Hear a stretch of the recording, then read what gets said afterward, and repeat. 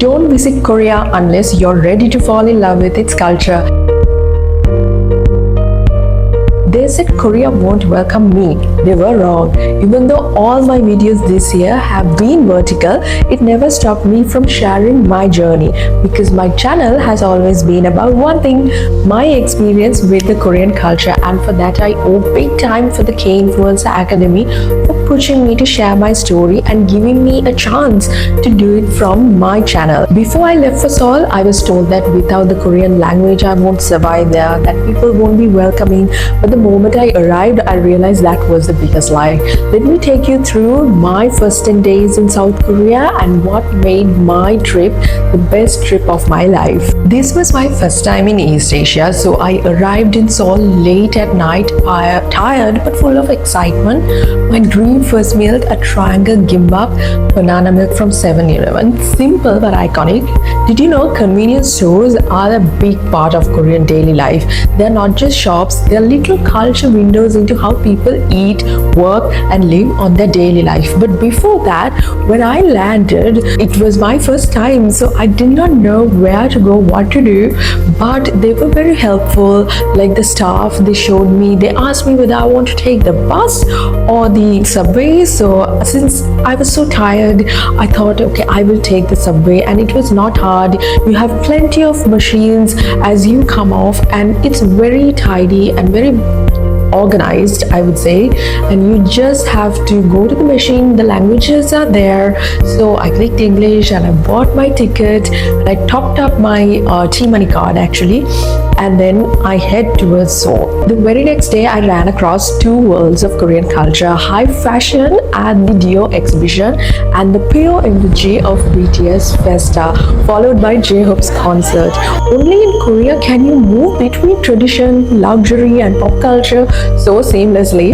A K-pop isn't just music, it's Korea's heartbeat that connects people across oceans. Now BTS Festa is something, an absolute first experience for me. I did not know what it holds, but when you go to that arena, you could realize what sort of pride the Koreans hold among themselves when it comes to this K-pop culture. And as a fan, for a fan, the amount of work that the staff puts to make sure that your experience is top notch is just beyond amazing. I felt like they know that K-pop is their biggest recognition, so they're doing everything in their power to make sure that they provide fans with the best experience in the world.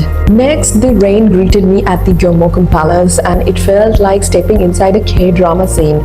Did you know that this palace has stood since the 14th century, surviving wars and fires, and still symbolizes Korean resilience? From history, I moved to modern beauty afterwards, a skincare analysis that showed me why Korea leads the world in beauty and innovation. And then Mujin Choi, BTS hairstylist, reminded me of something deeper, that no matter how global Koreans become, humility keeps them grounded. We all know what sort of a big, huge success Mujin Choi is, but when I met him, even I was pretty reluctant knowing the fact how big this person is in his industry. But he made me feel like I was so welcomed, and he does not give the other person space to think that he is a very huge success. It made me realize how grounded Koreans are. In a part of their culture, I feel, is to never forget their roots. From where do they come? What is their background? It is always in their head, and that is something that I learned from Mujin.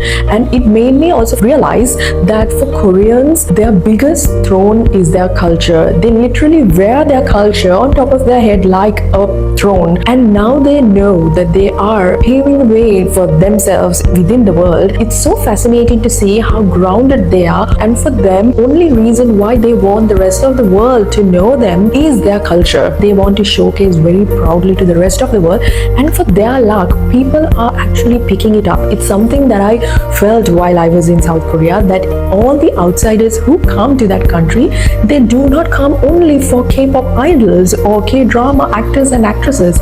They actually come to get to know their culture. One night I was so hungry and it was pouring, raining. I searched on neighbor maps Maps and found a tiny local K-barbecue spot. Even though I was alone, the owner welcomed me with warmth. She taught me how to wrap the meat with leaves, the traditional way. Did you know in Korea, food is never just food. It's about sharing, caring, and passing culture from one person to the other. Next, my favorite suwon. I had seen it in dramas like My Beloved Summer and Lovely Runner, and stepping into those same alleys felt surreal. I mean, I took that trip especially for suwon. Suwon is like 1 hour away from Seoul, but it feels almost a very different world. Quiet, green, humble.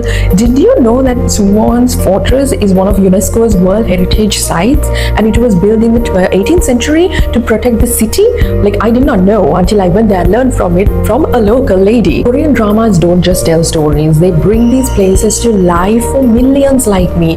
Like, when I went there, I just went because I have seen it in the dramas. I was scared that it might not be the same when I actually really visit it, but trust me, it's better than what they show in dramas, because the people, the places, those tiny alleys, and in the evening time all the locals come and sit outside their houses and chat with their friends, just how we see in K-dramas. And I cannot believe that, you know, what they show in K-dramas is actually what happens in that country. Then came Busan, the sunset, fireworks, karaoke, street life. Felt like living inside K-drama montage. I went to my first photo booth, wore silly props and laughed until my cheek hurt, because that was my first experience. And did you know photo booths or self studios are a huge part of Korean youth culture? They're more than photos, they're memories captured with personality. It was my first karaoke in my life, and it was in my bucket list because I know that Koreans, it is one of the biggest part of their beautiful culture, how they enjoy life. These little things really matter to them,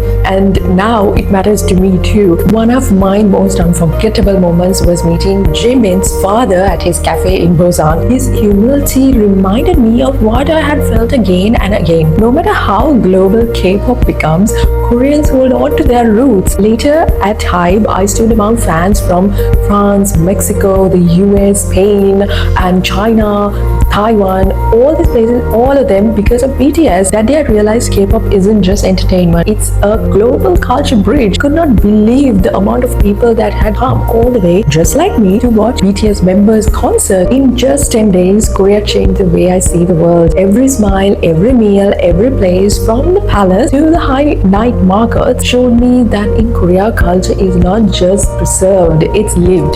Did you know Korea has one of the fastest modern cities in the world, yet still treasures traditions like hanbok, kimchi, and the true respect? This harmony is what makes them so unique in this world. Social media showed me that I wouldn't survive in Korea basically, but in truth, I thrived because Korea welcomed me with open arms, rich history, delicious food, and unforgettable kindness. If you ever dream of visiting, don't wait. Just book that ticket. Korea won't just be a trip. It will be a feeling you will carry forever. Now you must be wondering why I chose to do my final K-influencer mission this way. Instead of recreating scenes, I wanted to use my real, raw experiences to tell this story to the viewers.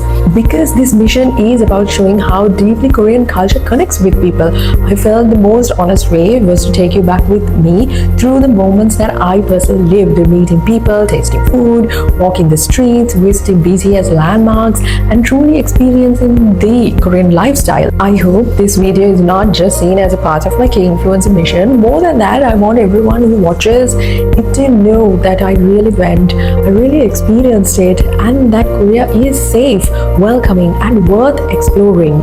And I promise my upcoming videos will also share this Korean experience firsthand, so that they will be useful for anyone who dreams of visiting this country. Thank you so much. 감사합니다. And annyeong.